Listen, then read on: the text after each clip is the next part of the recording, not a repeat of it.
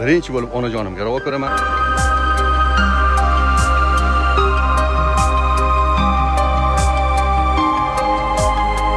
Mana shunaqangi joylarga, go'zal joylarga ota-onam bilan kelishni juda ham orzu qilardim.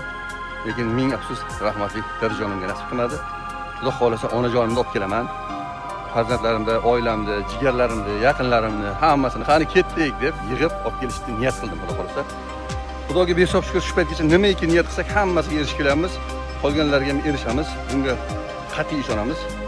Niyat qilganda qat'iy ishonch bilan bizga hali yo'l bo'lsin demasdan, bizga hali nasib qilmasa kerak deb ikkilanmasdan qat'iy ishonch bilan niyat qiling.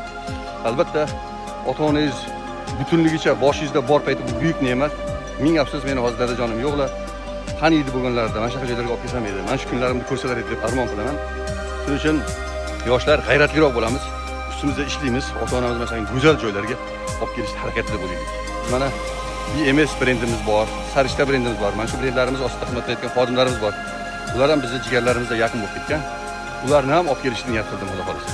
Ishonch bilan, umid bilan qo'yilgan maqsad albatta erishsa bo'ladigan maqsad bo'ladi. Sabablarni qilasiz, harakatda bo'lasiz, Xudoyim o'zi yetkazadi. İşimizni ham zo'r bajaramiz, aylanish sayohatlarini ham bajaramiz.